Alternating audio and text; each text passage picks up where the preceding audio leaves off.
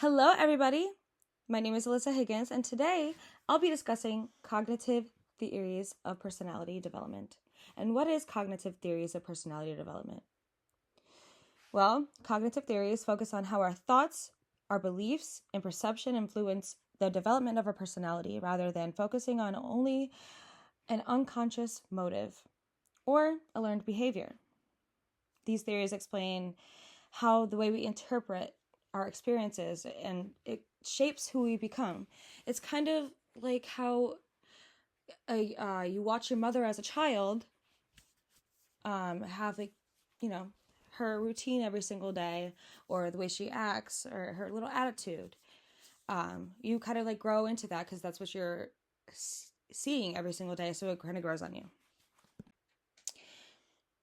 Cognitive theories, they propose that personality develops through our mental process.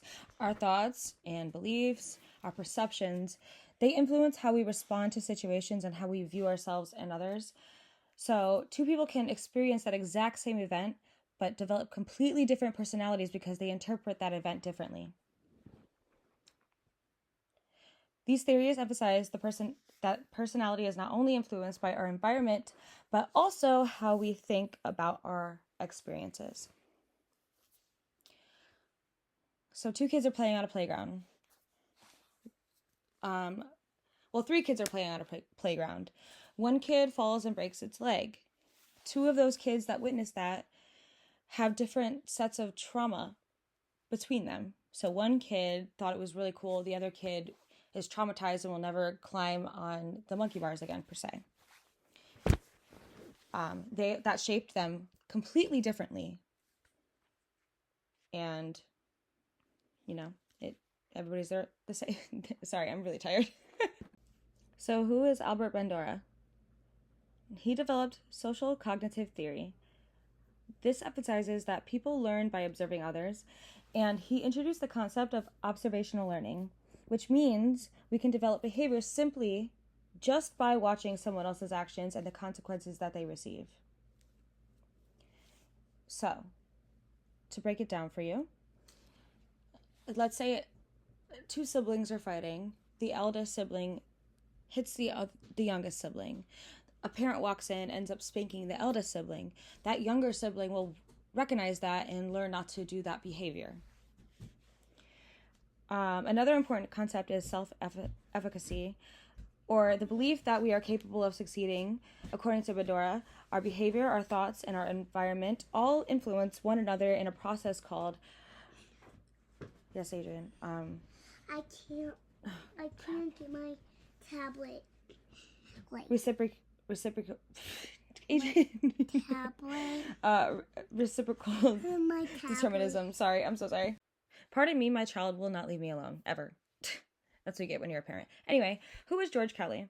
George Kelly developed personal construct theory. He believed that everyone creates mental frameworks called personal constructs to understand the world around them. These constructs help us predict events and make decisions, since every person has a different life, different experiences, different aspects on the world. People often interpret the same situation in a complete different way. As we gain new experiences, our personal constructions can change, allowing our personality to continue developing. For an example, let's say 2 people are having a conversation. It's like the phone game when we were all in elementary school. We have two different perceptions about what somebody said or how they said it. Each person has a different view of what was said, what was done, because nobody's mind is alike. Everybody's mind is different. And our personalities are all different. That's the best example I can give for it. So, who is Walter Mischel? Walter Mischel. Sorry, I had to make myself laugh. Anyway, he believed that personality cannot be explained by only traits alone. Instead, he argued that a person's behavior depends on both the individual's and the situation that the individual is involved in.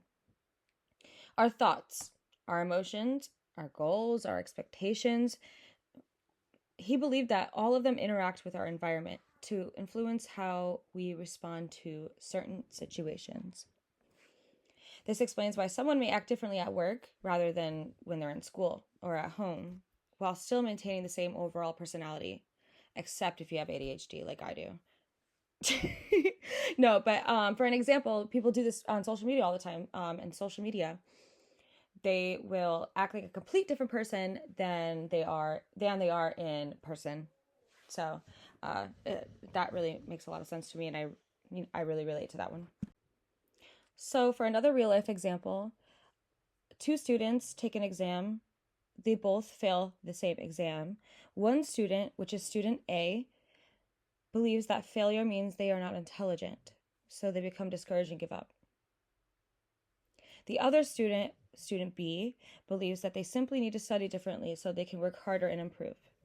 Student A may have just had a family member pass away, so their academics may not be just strong. They just want to give up, or they just like feel like a failure because things may just keep happening to that person. And like in psychology, you never know what somebody is going through. Everybody goes through their own things.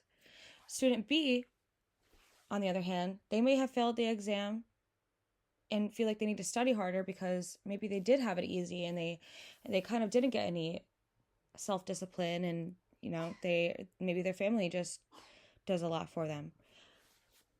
Either way, they both failed. They both have different experiences of the test, kind of like, I hate saying like, both of them have different experiences but took the same test.